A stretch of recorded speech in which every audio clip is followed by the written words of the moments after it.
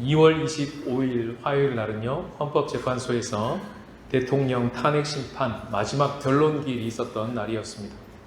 그날에 국회 측에 변호인단이 있었던 장순욱 변호사가 최후 변론을 하면서 이렇게 마쳤습니다. 제가 좋아하는 노래 가사가 이런 구절이 있습니다. 세상 풍경 중에서 제일 아름다운 풍경, 모든 것이 제자리로 돌아오는 풍경. 이 노랫말처럼 모든 것들이 제자리로 돌아가고 우리도 하루빨리 평온한 일상으로 돌아갈 수 있기를 소망합니다. 이렇게 마쳤습니다. 이 노래는 시인과 촌장이라고 하는 그 2집의 타이틀곡이었습니다. 하덕규시라고 하는 가수가 불렀는데요. 가시나무라고 하는 노래로도 유명합니다. 장순욱 변호사가 노래 한 구절로 지금까지 긴 시간 동안 변론해왔던 마음을 담았듯이 오늘 우리가 읽은 빌립보서는 바울이 노래 하나로 그 모든 내용의 핵심되는 주님의 마음을 담고 있는 그런 책입니다. 바로 빌립보서 2장에 나오는 그리스도의 창가인데요. 이 노래는 빌립보서 전체의 심장과도 같은 것입니다. 여기서 뿜어내는 생명력으로 말미암아 빌립보서에서 이야기하고 있는 모든 권면들이 가능합니다. 그래서 작동됩니다. 라고 얘기하고 있는 책이 바로 빌립보서이기 때문에 그렇습니다. 이 창가는 오늘날 복음성가에 이 땅 위에 오심이라는 찬양으로 만들어졌고요. 그것이 많은 성도들에게 지금도 불려지고 있습니다. 조금 이따가 설교 후에 같이 불러볼 것입니다. 빌립보서 1장을 읽어보시면 사도 바울은 먼저 자신이 그 심장을 가지고 있는 자라고 소개합니다. 1장 8절 말씀을 다 같이 읽겠습니다. 시작. 내가 예수 그리스도의 심장으로 너희 무리를 얼마나 사모하는지 하나님이 내 증인이시라. 예수 그리스도의 심장을 가진 자가 자기에게 닥친 사건을 어떻게 해석하고 어떻게 바라보며 어떻게 액션을 취하는지를 자신이 지금 당한 일을 가지고 먼저 프리젠테이션을 해줍니다. 이렇게 하는 거예요 하고 먼저 자신을 빌어 보여주는 것이죠. 지금 바울은 로마의 감옥에 갇혀 있습니다. 매여 있습니다. 이 상황을 그리스도라고 하는 그 그리스도의 창가를 통해서 어떻게 나의 삶을 비추는지를 보여줄 때 이것은 오히려 나의 매임이 그리스도의 복음이 전파되게 하는 놀라운 계기가 됩니다. 그렇게 이야기를 하고 있는 것이죠. 복음 전파의 진전이 되고 있습니다. 제가 죽을지도 모릅니다. 그러나 제가 죽을지언정 제 안에 그리스도가 존귀케 된다면 저는 아무런 문제가 없습니다. 훨씬 더 좋겠습니다. 그러나 기도해보니 제가 살아서 여러분들과 함께 있음으로 말미암아 여러분들의 믿음에 진보가 있고 여러분들이 더욱 기쁨 가운데 있게 되는 것이 여러분들을 위해서 더 유익하기에 주님이 저를 살려주실 것을 확신합니다. 라고 편지를 막 써내려갑니다. 1장에서. 자기가 지금 닥친 어려운 상황을 복음이라는 그 그리스도의 심장을 가진 자가 어떻게 해석하는지를 보여주고 있는 것이죠. 그리고는 이와 같이 여러분들도, 여러분 빌립보 공동체들도 이 그리스도의 창가에서 퍼져나오고 있는 예수님의 생명을 가지고 여러분들이 지금 당하고 있는 삶을 해석하셔야 됩니다. 이렇게 생각하시고 이렇게 보시고 이렇게 행동하셔야 됩니다라고 권면이 쏟아지는 것입니다. 3장 15절부터 16절 17절을 보시면 이렇게 생각하십시오. 이렇게 행동하십시오. 그리고 이렇게 눈여겨보십시오. 이 모든 것들이 전부 그리스도의 창가에서 나오고 있는 모습들이 그대로 녹아있는 것입니다. 장기 이식이라는 것은 다른 사람의 생명, 다른 사람의 장기를 가지고 오는 거잖아요.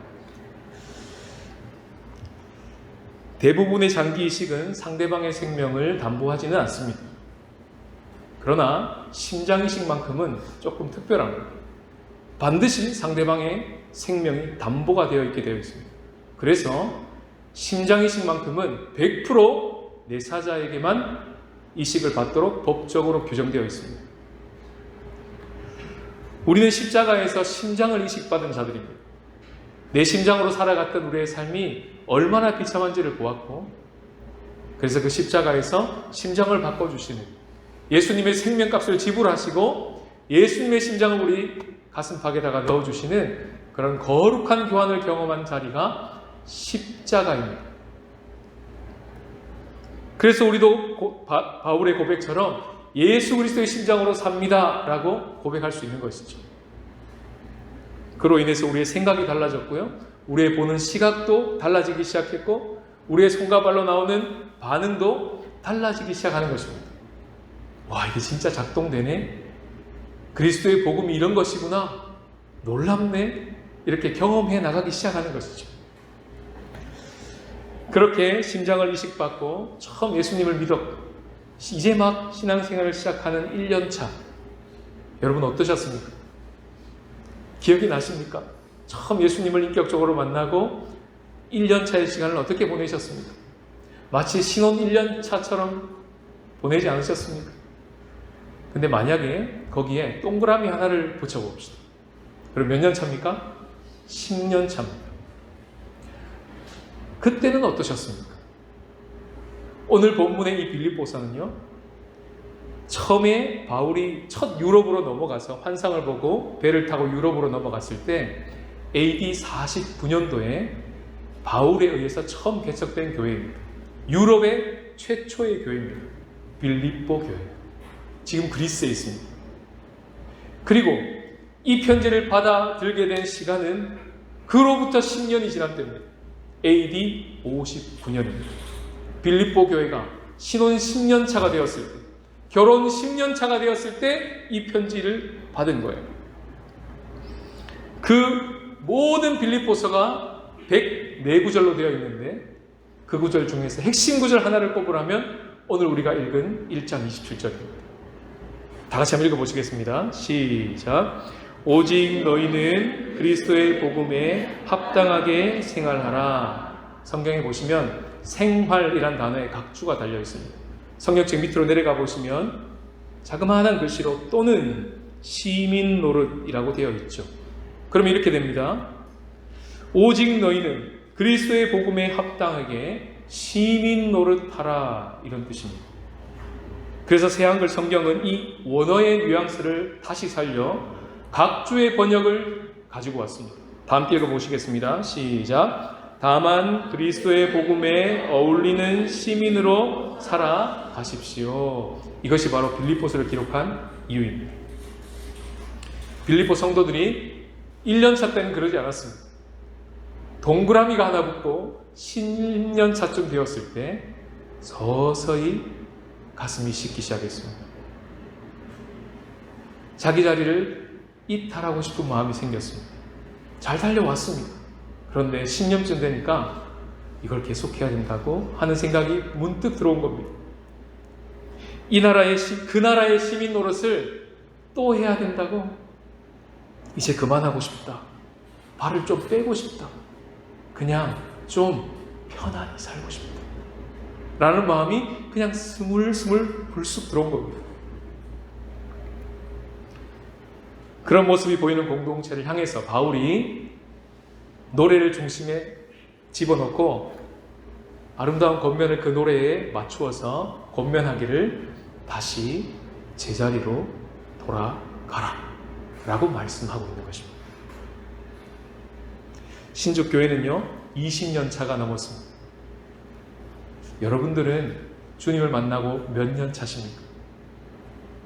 지금도 처음 만났던 그 감격을 유지하고 계십니까? 그 심장으로 살면서 주님이 여기 있으라 한 그 자리에 자리를 이탈하지 않고 제자리를 잘 지키고 달려가고 계십니까? 빌립보서가 말하고 있는 그리스도인이 서야 하며 그리스도인 공동체가 서야 하는 제자리라는 것은 도대체 어떤 자리일까요? 어떻게 사는 것이 그리스도의 복음에 합당하게 생활하는 것이며 합당하게 시민 노릇하는 것일까요? 그리고 어떻게 그것이 가능할까요? 이 모든 질문에 답변하는 것이 바로 빌립보서입니다. 나라도 제자리로 돌아가야 한다고 수많은 시민들이 얘기하고 있습니다. 교회도 마찬가지입니다. 교회에도 제자리가 있습니다. 제자리로 돌아가는 아름다운 풍경, 하나님이 보고 싶어 하십니다. 그리고 우리도 보고 싶습니다. 진짜 교회, 이런 교회구나. 진짜 교회의 모습이라는 것은 이런 거구나 하는 것을 진짜 보고 싶습니다. 그리고 주님도 보고 싶어 하시는 것이죠. 그 마음으로 오늘 빌립보서를 주목하여서 하나님의 말씀을 같이 경청해 보기를 원합니다.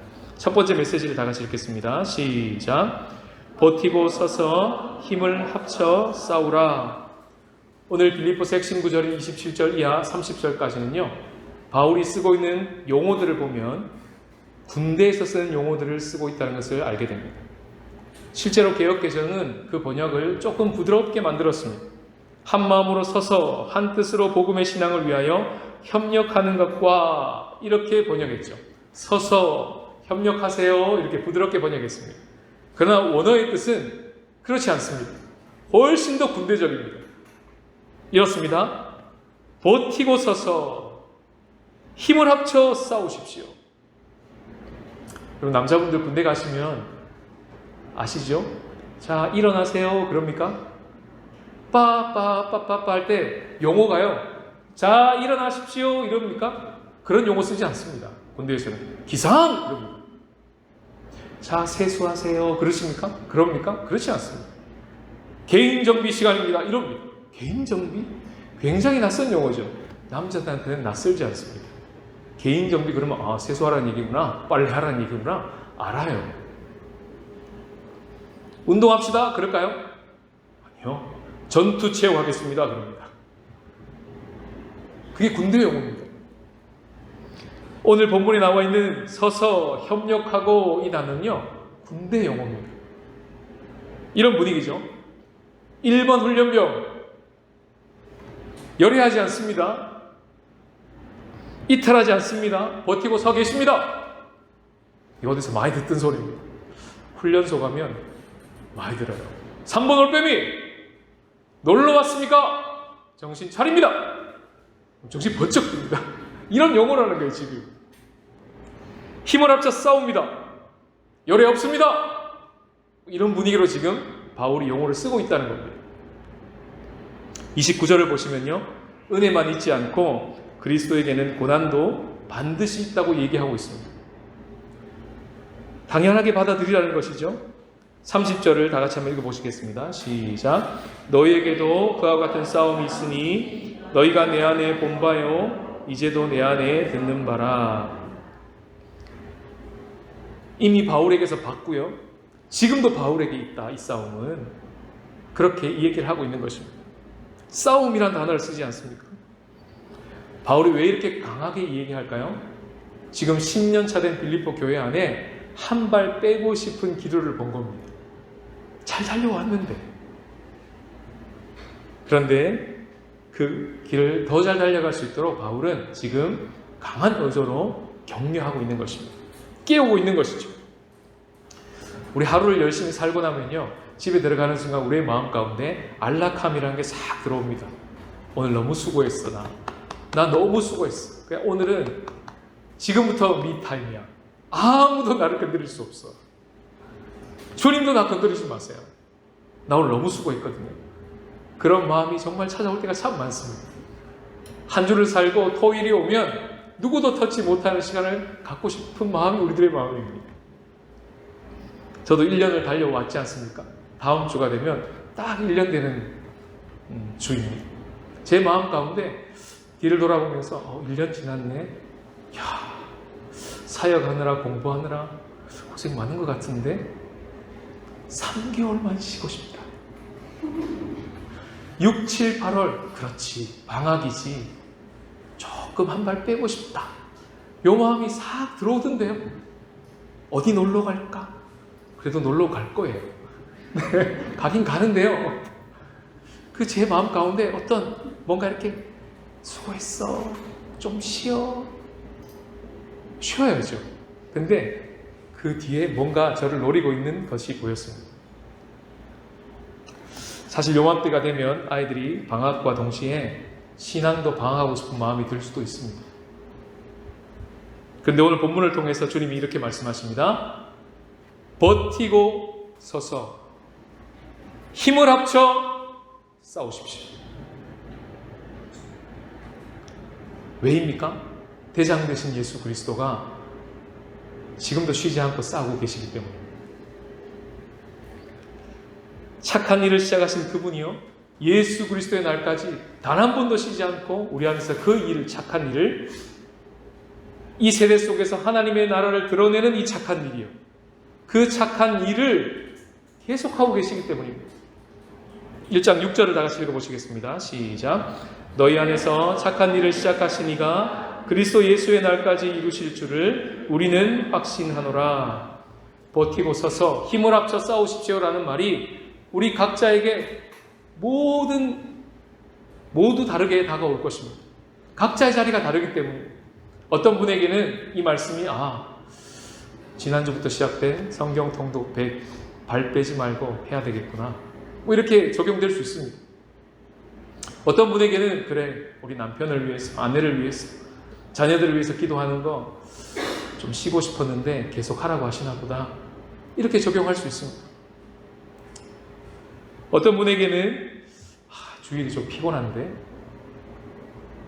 그냥 쉬고 싶은데, 그런데 또 주일에 가서 연합하라고 하시나 보다, 이렇게 적용할 수 있습니다. 어떤 분에게는요, 진짜 밥 해주기 싫은데 또 밥 해주라나 보다, 그렇게 적용할 수 있습니다. 언어 공부 정말 그만하고 싶은데 계속 하라나 보다, 그렇게 적용할 수 있습니다. 각자마다 다 적용점이 달라요. 중요한 건 그것이 무엇이 되었던 간에 그만두고 싶은 그 지점, 한 발 빼고 싶은 그 지점을 향해서 오늘 주님은 빌립보서를 통해 말씀하고 계신다는 거죠. 어떻게 해요? 발 빼지 마십시오. 버티고 서십시오. 힘을 합쳐 싸울 때입니다. 라고 지금 말씀하고 계신 것입니다. 이 세상은요, 자기 중심으로 살면서 이 세상에, 이 땅에 무엇을 뽑아 먹을까에 혈안이 되어 있는 세상을 살고 있습니다. 이 주제 안에서는요, 거의 박사학위 수준입니다. 엄청난 시간을 드립니다. 그것을 위해서요. 이 땅에서 무엇을 뽑아 먹을 것인가? 어떻게 뽑아서 우리의 회사에 이익을 줄 것이며 우리 가정에 이익을 줄 것인가? 고민해야 합니다. 그것이 이 세상의 논리입니다. 그러나 그것만을 따라갈 수 없는 우리에게는 또 다른 신분이 있습니다. 반대죠. 하나님 중심으로 살면서 어떻게 이 세상을 섬길 것인가? 이 세상은 뽑아먹기 위해서만 있는 세상이 아니라 이 대만 땅을, 우리 가정을, 우리 교회를, 이 생태계를 도대체 어떻게 섬길 것인가? 그 생각을 가지고 또 한편 우리는 살아내야 되는 이중 정체성을 가진 자들입니다. 이 두 가지가 얼마나 크게 싸우겠습니까? 삶의 현장 가운데서 이 두 가지를 동시에 가지고 산다는 거 얼마나 어렵겠습니까? 하나를 포기하고 싶지 않겠습니까? 뽑아먹기도 힘든데 섬긴다니요. 그게 성경에 말하는 선한 싸움입니다. 이게 혼자서 가능하겠습니까? 함께 할 때 가능합니다. 그래서 절대로 각계전투로는 거기까지 이룰 수가 없습니다. 우리 가족 하나 건사하는 거, 그것도 겨우 해냅니다. 그래서 주님은 오늘 말씀하십니다.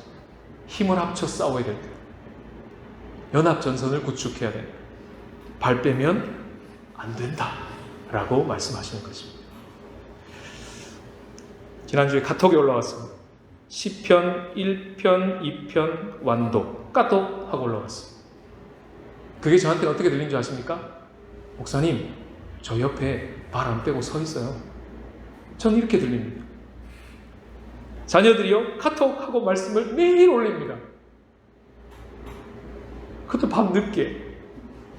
자는 시간이 지켜요. 1시 30분이라고 지킵니다. 그런데 그걸 놓치지 않고 말씀을 찍고 잡니다. 카톡! 물론 전 자고 있죠. 못 듣습니다. 그 카톡이 어떻게 들린다고요? 목사님, 저 발 안 빼고 옆에 서 있어요. 성도님들이 마음으로 드리는 예배가 매주 올라가고 있습니다. 토요일 오후에 그걸 열어볼 때마다 가슴이 뜁니다.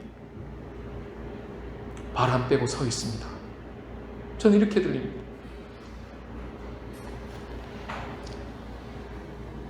여러분들의 마을의 카톡방에 계속 올라오고 있죠. 옆에 저 있습니다. 저도요. 저도 달리고 있습니다. 그 표현 아닙니까? 신주 강복교회가 어떻게 문을 닫지 않고 여기까지 올 수 있었습니까? 가장 중요한 이유는 하나님의 신실하심이죠. 그러나 그만큼 중요한 이유는 그 신실하심을 믿고 한 발을 빼지 않고 자기 자리를 끝까지 지키고 힘을 합쳐 싸운 사람이 있었기 때문입니다. 그런 믿음의 선배들이 있었기 때문이죠. 이제 그 바통을 우리가 이어받을 차례입니다. 누군가는 이끄미가 되고 누군가는 따르미가 되어서 먼저 조금 앞서간 자는 뒤에 따라오는 자를 향해서 빼지 말고 한 발 빼지 말고 가자 이야기를 해주고 뒤따라 나서는 자들은 따르미로 네 하고 한 걸음 한 걸음씩 달려가는 이런 릴레이가 신주 강복교회에서 계속 지금 일어나고 있는 것입니다.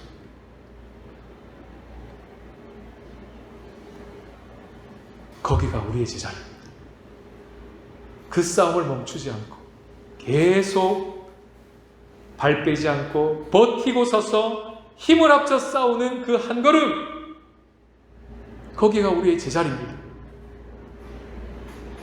그 자리로 돌아가는 풍경이 세상에서 제일 아름다운 풍경입니다.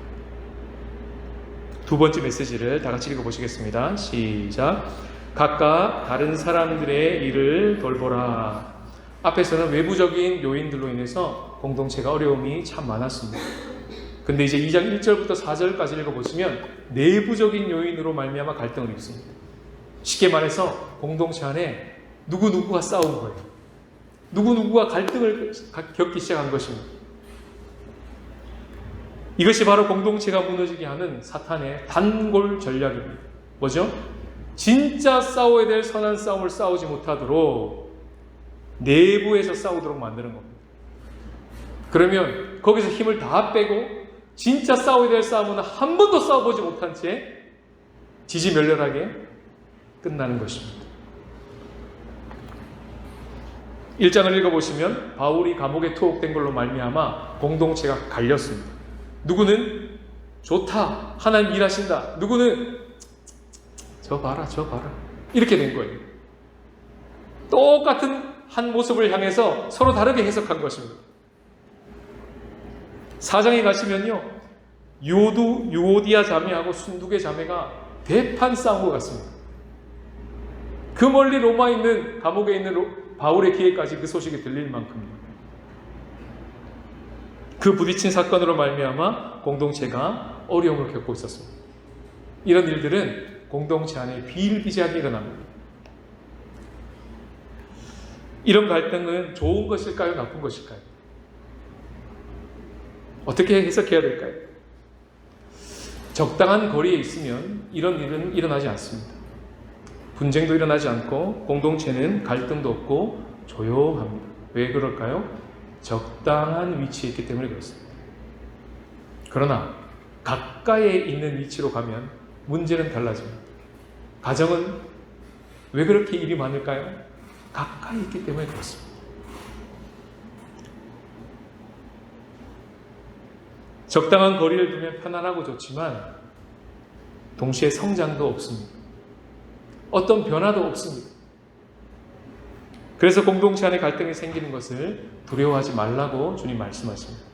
그것은 늘 있고 반드시 있어야 한다고 말씀하십니다.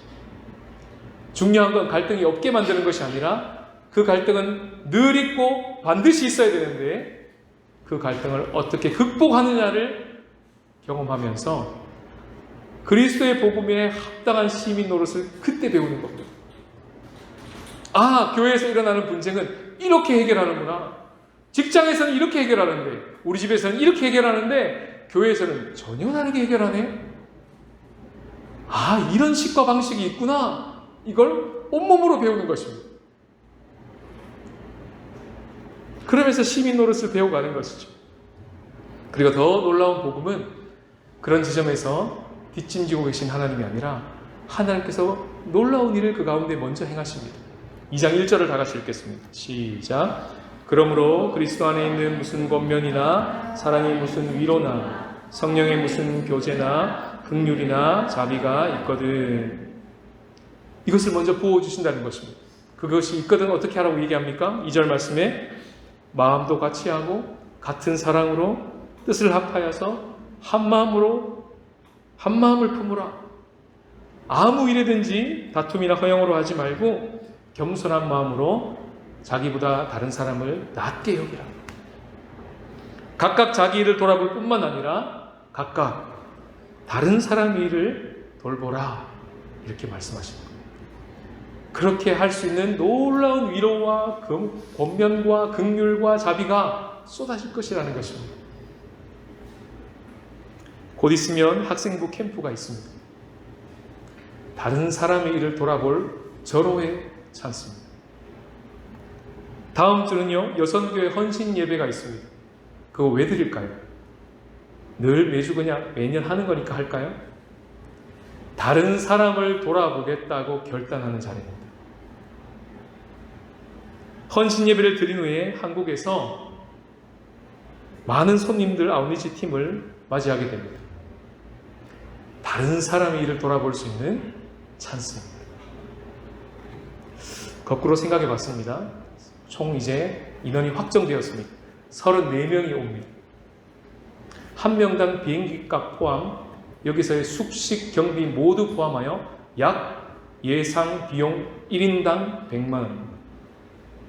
34명이 오니 3,400만 원 프로젝트입니다. 근데 그들은 학생들이 아닙니다. 직장인들입니다. 즉 3박 4일 휴가를 써서 옵니다.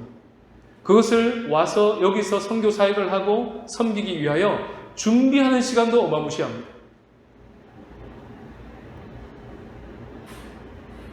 왜 옵니까? 신죽 한국교회 성도님들을 보러 온다. 그 돈을 들였어. 그 시간 들였어. 그 에너지를 들여서 저희들 보고 싶어서 온답니다. 보고 교제하며 목사님 돌아가서 더 기도하게 되지 않을까요? 대만을 보고 경험하고 돌아가면 대만을 위해서 더 기도하게 되지 않겠습니까? 실제로 어른 몇 분들이 오시는데요. 그 어른분들은 실제로 지금도 우리가 모르는 사이에 이 신죽 한국교회를 위해서 계속해서 중보기도 하고 있는 중보기도 팀이 옵니다. 장기적으로 신죽 한국교회에 도와드릴 것이 없는지 보고 싶습니다. 그래서 옵니다라고 계속 대화를 나누고 있습니다. 오는 목적을 분명히 계속 얘기해주고 있습니다. 이 편지를 받고 있는 빌립보 교회가 그렇게 세워진 교회입니다. 원래 바울의 계획은 유럽으로 갈 계획이 아니었습니다. 아시아를 향해서 동진하고 싶었습니다. 그런데 성령이 막았습니다. 그리고 환상이 보입니다. 건너와서 우리를 도와달라. 건너와서 우리를 도와달라. 그 환상을 듣고는 바울이 깨달았습니다. 아, 반대편으로 넘어가라고 하시는구나.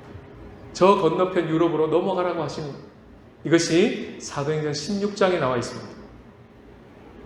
그리고 바울은 팀을 이루어서 디모데를 데리고 의사 누가를 데리고 팀워크를 이루어서 배를 타고 드로아에서 네아폴리라고 하는 그리스의 항구 도시까지 날아갑니다. 배 타고 간 것입니다.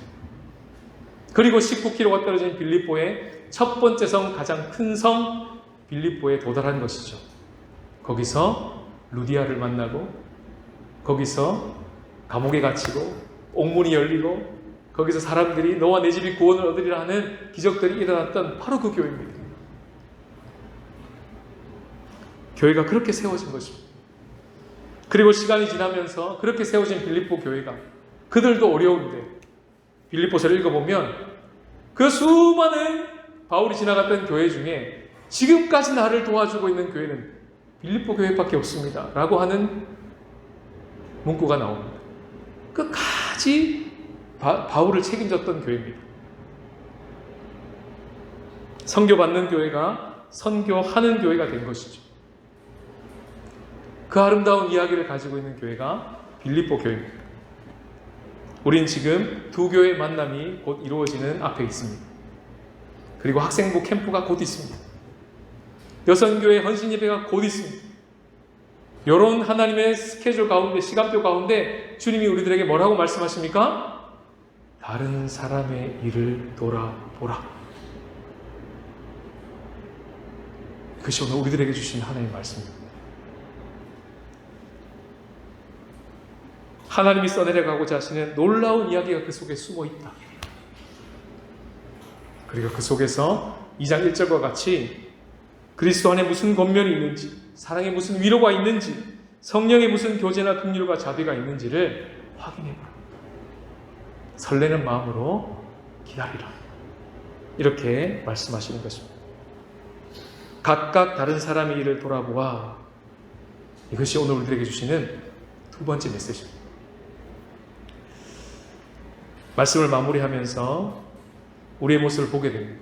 우리는요, 이런 말씀을 받기에 참 바쁘게 삽니다. 목사님, 제가 얼마나 바쁘게 사시는 줄 아세요? 제가 얼마나 분초를 다투면서 사시는 줄 아세요? 그런데 그렇게 설교하세요. 그게 가능하다고 생각하십니까? 버티고 서서 힘을 합쳐 싸우라고요? 다른 사람의 일을 돌아보라고요? 그게 가능하다고 보십니까? 라고 질문 던질 수 있습니다. 저도 불가능해 보입니다. 저도 불가능하다고 생각합니다. 아니요, 불가능합니다. 우리를 보면 불가능합니다. 목사의 배지를 달고 하면 가능하겠습니까? 성경은 불가능하다고 얘기합니다. 그러면 부모의 마음으로 한다면 가능하겠습니까? 역시 성경은 불가능하다고 얘기합니다. 후원교회 마음으로 하면 되겠습니까? 불가능합니다. 성경은 딱 한 가지 방법을 오늘 가르쳐 주는데, 그리스도의 심장과도 같은 그리스도의 창가에 들어가는 5절 다 같이 읽겠습니다. 시작. 너희 안에 이 마음을 품으라. 곧 그리스도 예수의 마음이. 이제 여기에 도착한 겁니다. 주님이 우리들에게 가능케 하는 신장을 보여주십니다. 우리들의 신장으로는 박사 학위를 가지고 있어도 불가능합니다. 목사 학위를 가지고 있어도 불가능합니다. 엄청난 돈과 경력을 가지고 있는 부모도 불가능합니다. 이렇게 살 수 있는 작품을 만들어낼 수가 없습니다. 그래서 빌립보서는 그것이 작동될 수 있도록 우리에게 오신 한 분을 소개합니다. 예수 그리스도십니다. 그분의 심장을 보여주십니다. 6절 7절을 다 같이 읽겠습니다. 시작. 그는 근본 하나님의 본체시나 하나님과 동등됨을 취할 것으로 여기지 아니하시고 오히려 자기를 비워 종의 형체를 가지사 사람들과 같이 되셨고. 아담은요, 자기 자리를 지키지 않았습니다. 그래서 자기 자리를 지키지 않고 하나님의 자리를 넘봤습니다. 그리고 스스로 하나님이 되겠다고 동등됨을 여김을 받겠다고 선악과를 따먹은 것입니다. 내가 주인이야 라고 한 것입니다. 그리고 그때부터 아담은 깨지기 시작했고 우리는 깨지기 시작했고 이 세상은 아프기 시작한 겁니다. 그 모든 아픔과 깨어짐은 거기서부터 시작됩니다. 그것을 해결하시기 위해서 다툼과 허용을 하지 않고 먼저 겸손한 마음으로 우리를 돌보신 분이 바로 예수 그리스도십니다. 그분이 이 땅에 와서 이 땅에 두 발 딛고 서서 버티고 서셨습니다. 그분은 끝까지 힘을 합쳐서 악의 세력과 싸우셨습니다. 이 땅에 오실 때부터 시작해서 공생의 내내 악한 세력으로의 핍박과 그 공격이 어마무시했습니다. 언제든지 발을 빼실 수 있었습니다. 그런데 끝까지 발을 안 빼셨어요. 그리고 끝까지 버티셔서 여기까지 갔습니다. 8절을 읽겠습니다. 시작. 사람의 모양으로 나타나사 자기를 낮추시고 죽기까지 복종하셨으니 곧 십자가에 죽으심이라. 이 그림이, 이 풍경을 우리가 보고 있는 한 우리는 그리스도의 복음에 합당한 시민 노릇을 할 수 있다고 말합니다. 이 그림이 우리 눈에서 지워지지 않는 한, 이렇게 사는 모습이 우리가 이 땅에서 살아가야 할 시민 노릇이라는 것을 더 선명하게 보고 있는 한, 내가 지금 잘 가고 있는지 잘못 가고 있는지 그 모든 기준이 예수님의 이 방향에 우리가 방향 지어져 있는지를 보고 있는 한, 이것이 나의 삶의 기준입니다. 이것이 내가 끝까지 보고 있어야 될 그림입니다. 이것이 세상에서 가장 아름다운 풍경입니다. 거기에 아멘 하고 있는 한, 우리는 오늘 본문이 이야기하고 있는 삶을 살아낼 수 있습니다.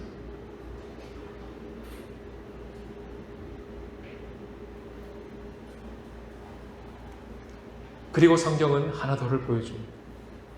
그 결정적인 그림, 디시즌 데이에 하나님 예수를 통해서 펼쳐주셨던 이 아름다운 풍경, 제자리로 돌아가는, 모든 것이 제자리로 돌아가는 풍경을 극적으로 한번 딱 보여주시고 끝이 아니라 그 뒤에 하나님이 또 다른 그림을 하나 보여주셨습니다. 그것은 바로 끝 그림입니다. 이 세상 역사의 마지막 그림입니다. 9절, 10절, 11절을 다 같이 읽겠습니다. 시작. 이러므로 하나님이 그를 지극히 높여 모든 이름 위에 뛰어난 이름을 주사 하늘에 있는 자들과 땅에 있는 자들과 땅 아래에 있는 자들로 모든 무릎을 예수의 이름에 꿇게 하시고 모든 입으로 예수 그리스도를 주라 시인하여 하나님 아버지께 영광을 돌리게 하셨느니라. 이것이 아름다운 풍경의 전체 그림이 우리가 마지막 날에 바라보게 될 그 그림입니다. 우린 이 그림을 보고 기뻐할 것입니다. 우린 바로 이 그림을 마지막 날에 보고자 지금도 발을 빼지 않고 있는 겁니다. 지금도 힘을 합쳐 싸우는 이유는 이 그림을 보고 싶어 하는 겁니다. 이 마지막 끝그림을, 우리 인생의 마지막 종착지에서, 이 모든 역사가 끝나는 마지막 종착지에서 세상에서 가장 아름다운 풍경, 이 풍경을 반드시 볼 것이기 때문에, 그래서 우리는 발을 빼지 않습니다. 그 믿음을 가지고 있는 한 우리는 다른 사람을 돌보고 살 것입니다. 그럴 수 있는 심장을 우리 가운데 주셨기 때문에 주님 오늘 우리들에게 다시 한번 말씀하십니다. 십자가에서 보여주신 그 예수님의 심장을 장착하고 그때 보여주신 모든 것이 제자리로 돌아가는 그 그림을 주님 앞에 서는 그날까지 잊지 마라. 갈수록 더 선명해지게 하라. 그리고 끝그림을 놓치지 말라. 그리고 다른 사람을 돌보면서 힘을 합쳐 싸우라. 그렇게 제자리를 지키고 제자리로 돌아가는 아름다운 풍경을 함께 보시고 그러면서 그 끝그림을 더욱 소망하게 되는 저와 여러분들이 되시기를 주님의 이름으로 축복합니다.